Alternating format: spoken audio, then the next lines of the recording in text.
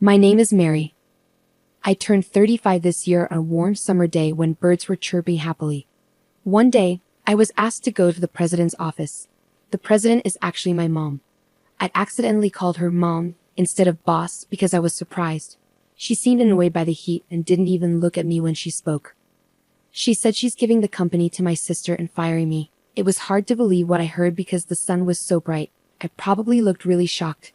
My mom, looking frustrated, finally looked at me and repeated that I'm fired because she doesn't want me around since I'm not as attractive as my sister. She said I had to leave by the end of the month. Then she went back to her work as if our conversation was over. I felt confused and hurt as I sat there, listening to the birds outside. My mom even scolded me for still being there and told me to go back to work. I walked away from the office feeling like a robot, saying excuse me as I left and closing the door behind me. Our company is pretty small, just a 2-story building, and we're in the demolition business with about 10 people working here. It's a family business, with my mom as the president, my aunt and her husband as the top managers, and my mom's cousins as other important managers. But my mom always had the most control. After I finished high school, I got a job at an accounting firm. But when I turned 25, my mom said we needed an accountant at our family business. She basically guilted me into joining, saying I shouldn't abandon my family. And when I started, I didn't just do accounting work. My mom gave me all sorts of jobs, from paperwork to sales, whenever we were short-staffed. Basically, I did a bit of everything at the company. Even though the work was tough, I tried my best not to be a burden to anyone. I worked long hours and somehow managed to keep up with everything for the past 10 years. On the other hand, my sister Lucy, who was supposed to take over the company, is 3 years younger than me at 32, and she only started working here 2 years ago. Lucy had been jumping from one job to another, always saying they weren't right for her. When she turned 30, she stopped looking for work and spent her days relaxing at home. Then, my mom decided Lucy should work at our family business and made her an executive director. Even though I've been working at the company for 10 years, I'm still just a regular employee. Everyone noticed how differently my sister and I were treated, but I wasn't surprised. My mom has always liked Lucy more, even when we were kids. She gave Lucy all the nice clothes and toys she wanted and always said how cute she was. But I got hand-me-downs and wasn't paid much attention to. As a child, I didn't understand why my mom treated us differently. I worked hard in school and helped out at home, hoping to get her attention. But even when I got top grades, she barely noticed. At one point, I even thought about getting plastic surgery because I believed that if I looked prettier, my mom would pay more attention to me. But my aunt, who is my mom's sister, saw me feeling this way and explained why my mom ignored me so much. When I was in high school, I was told that my dad had died. But the truth was, when Lucy was born, my dad left my mom for another woman from his job. This woman was older than my mom and supposedly not as pretty, but she had a similar vibe to me. My aunt told me that my mom was too proud to admit that my dad left her for someone who wasn't as attractive as she was. She seemed kind of satisfied telling me this, like she enjoyed seeing my mom in a tough spot. My aunt wasn't particularly stunning herself. She took more after our side of the family. But she was good at her job and often used her charm to get ahead. My mom took over the family business when she was 32, after my dad left. She used her looks to attract and keep lots of clients, which really helped the business grow. Plus, there was a lot of demand for demolition work at that time because many buildings needed tearing down. So my aunt's family and my cousins couldn't really stand up to my mom. Lately, the cost of getting rid of industrial waste and moving it around has gone up, and it's been hard to balance how much it costs to demolish buildings with what we actually make. Our company isn't the only one struggling, the whole industry is having a tough time. It's been a challenge just to pay our employees every month. And now, my younger sister has joined the company as an executive director, adding to the mix. I wondered how my mom planned to pay my sister's salary, but she just said, "We'll cut your pay to cover hers. We're family, so it's natural, right?" I pointed out that even if they cut my pay, it wouldn't be enough to give my sister the salary of an executive director. But my mom didn't care. She told me it was my problem to figure out. I timidly suggested that maybe my sister should start as a regular employee. My mom gave me a harsh look and scolded me, saying, "Who do you think you're talking to? This isn't your business to interfere with." At that time, we all lived together. My sister didn't contribute anything to the household, while I paid $1,500 each month to help out. I've been helping around the house since I was young to support my busy mom, but my sister never did anything, acting like it was normal. "Hey sis, is dinner ready yet?" Lucy would ask when I was working late. When I told her to make her own food because I was busy, she'd say, "But I don't know what to cook. You're the one who knows the kitchen best, right?" I don't want to get in trouble for using it without asking like last time. She never bothered to try cooking. Instead, she used that past argument as an excuse to avoid doing anything around the house. So, I often had to rush home to cook dinner before going back to work. My mom usually didn't cook either. Even when I made meals, she'd often eat out, choosing whatever she wanted. Lately though, she was going out to eat with Lucy more, so I didn't have to cook as often. But now, we were spending more money on entertainment, which was causing new problems. My mom, who was now 63, was starting to complain more about feeling sore and the effects of drinking too much. It was around this time that I was called into the CEO's office and told, "I'm giving the company to Lucy. You, who aren't as pretty, are fired." I could understand why my mom chose Lucy to take over the company, considering her past behavior. Lucy was 32, the same age my mom was when she became the CEO. Maybe my mom thought Lucy could use her looks to get things done, just like she did. But I couldn't accept being fired because of how I look. Even if my salary went to Lucy, it didn't seem fair. When I talked to my aunt about it, she already knew Lucy was going to be the CEO, but she didn't know I was getting fired. After thinking about it, my aunt said, "I'm not sure, but it seems like Lucy doesn't like that whenever she says she'll do something at the company. Everyone says it's okay because they know Mary will help. Maybe that's part of the reason." No, it's because everyone stopped asking Lucy for help since she always does a messy job, right? Lucy was really bad at her job. She often missed deadlines, messed up phone calls, and made lots of mistakes in her work. Even though she had some experience, she didn't seem to realize how bad she was. Maybe because people always overlooked her mistakes because she was pretty, she never thought about improving. My aunt agreed, saying, "That's true. But I think Lucy sees you as a bother." She added sadly, "But I never imagined they'd fire you. Without you, the company won't be able to work properly." She seemed worried, but didn't argue with my mom, because she knew she wouldn't win. I felt disgusted knowing my aunt was related to me by blood. "So basically, both my mom and sister hate me, right?" I said bitterly. My aunt didn't know what to say, so she suggested, "Well, your mom is terrible, but maybe you'd be better off working somewhere else with all your skills. It's a waste to stay here." Standing in the car, bathed in the red glow of the summer evening, I stared into the distance and felt a sense of relief. Maybe it was okay to let go. I turned to my aunt and said, "You're right," with a big smile on my face. It was the first time I'd smiled genuinely since I started working at the company. My aunt looked a bit confused by my smile, but she returned a sad smile. As I worked on handing over documents and organizing files so that anyone could understand them, the end of the month came quickly. When I went to the CEO's office to resign on time, the sound of birds was gone, and my mom and sister were happily chatting. "That sales guy definitely has a crush on you." "You, that bald guy?" "No way." They laughed loudly, not realizing I was there. When I cleared my throat, they finally noticed me.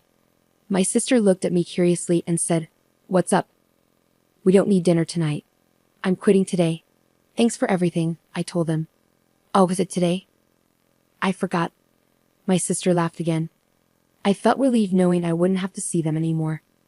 "I'm moving out too, so take care," my mom replied mechanically, with no emotion. I closed the door, and from inside, I heard my sister say, "Now we won't have to deal with that annoying face anymore." In my heart, I whispered, "Just you wait," and left the company I'd been at for so long.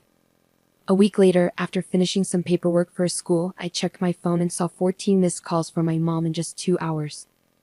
I didn't call her back because I had a bad feeling about it. I put my phone on silent and went home after finishing my other tasks. The missed calls from my mom kept piling up, and when I checked the next morning, there were a total of 80 missed calls. The last one was after 2 a.m. But I didn't even consider calling her back. She was like a stranger to me now, and I didn't want to hear her voice at all. I even had thoughts that if I heard her voice, I might end up doing what she wanted. After all, she had controlled me for 35 years. So I ignored her calls with all my strength, trying to break free from her influence. I could have blocked her number, but I thought keeping the calls might be evidence of her behavior if something happened. At first, getting almost 100 calls a day was tough, and I hated seeing them come in. But over time, I started feeling satisfied, imagining my mom's frustration with each unanswered call. It made me realize just how badly she had treated me. The year went by like this, and eventually the calls from my mom stopped. I had no idea what was going on with her. During this time, I worked part-time while studying online to become a tax professional, and I passed all the exams. I recently got a job at a top tax consulting firm. My experience in the very tasks I did at my mom's company helped me see the bigger picture, which was a big advantage in my new job. I was grateful for all the hard work I'd done at my old company over the past 10 years, especially now. The people at my new job are great, and we all work together well. It's a big change from my old job. When I was left to figure things out on my own, pushed around by my mom and sister, I spent countless nights researching and working alone. One day, while I was leading a fulfilling life, I had to visit a client near my mom's company. As I passed by, I noticed the windows were dirty and the plants I used to care for were withered. On my way back, I bumped into my mom coming out of her company. When she saw me, she shouted, "Ah!" and rushed towards me. Expecting her to scold me, I instinctively covered my face with my bag. But to my surprise, she spoke to me in a sweet tone, asking where I'd been and if I'd changed my phone. It seemed like she hadn't even considered that I might not want to talk to her because I disliked her. Given everything she'd done to me, I couldn't help but wonder about her thought process. Ignoring my confusion, she continued, "Oh, but it's a good thing I saw you. Look at the state of this company. It's awful, isn't it? You can start working here again from tomorrow. I'm not mad, you know. So I forgive you for leaving a year ago. Please come back to work tomorrow."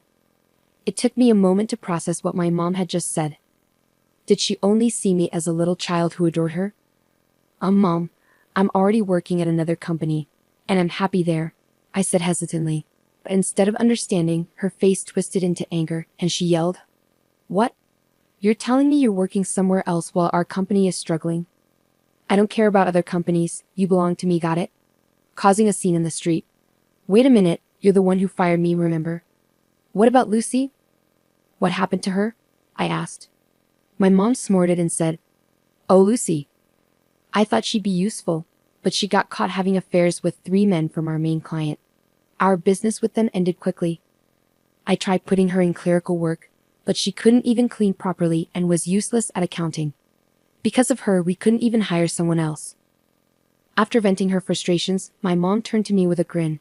"That's why it's your turn, Mary. Ever since you left, the office has been a mess. I need you to take responsibility." I had made a thorough handover manual before leaving and explained everything to Lucy. But I doubted Lucy had even looked at it, and I was sure my mom hadn't heard anything about it either. And even if she did, she'd probably pretend to forget. I couldn't understand why they fired me and then expected me to clean up their mess. This was typical of these women. They acted tough, blamed others, and made others clean up after them. It was their usual trick. I bit my lip, thinking of the kind people I worked with now, and I swore to myself that I wouldn't succumb to this pressure anymore. "You're the one who fired me, right?" I said to my mom, my tone changing. "And you fired me because I'm not pretty, isn't that right?" A crowd had gathered around us, intrigued by our argument. My mom seemed startled by my sudden assertiveness. "Did I say that? Are you sure you didn't misunderstand?" she stammered, aware of the onlookers. "No, I heard it loud and clear. You're giving the company to my beautiful sister and firing me, the ugly one," I declared boldly. "I don't get it. I've been working hard at the company for 10 years, but you suddenly decide to give the company to my sister, who hardly does any work, after just 2 years. Your judgment is questionable," I stated firmly. The crowd started to murmur in response. "Can that really happen?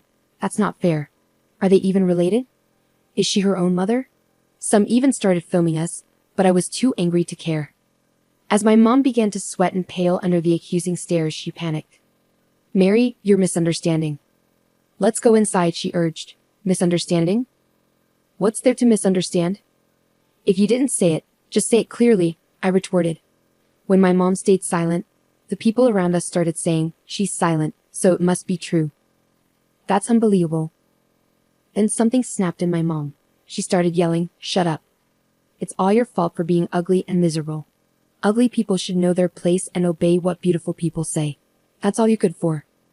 People around us were shocked by my mom's outrageous behavior and quickly started uploading their videos. The headlines read, Ugly woman obeys beautiful woman.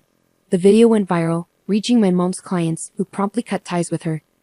It turned out that in the year after I left the company, they were involved in shady activities like fraud and tampering with accounting books. When the video spread, everyone was eager to distance themselves. As a result, the company went bankrupt. My mom and sister, now without income, came to my apartment, but I didn't let them in. In the end, they moved to a rundown apartment without a bath, living in fear of creditors. My sister, always trying to take it easy by flirting with male coworkers, had trouble keeping part-time jobs because her coworkers didn't like her.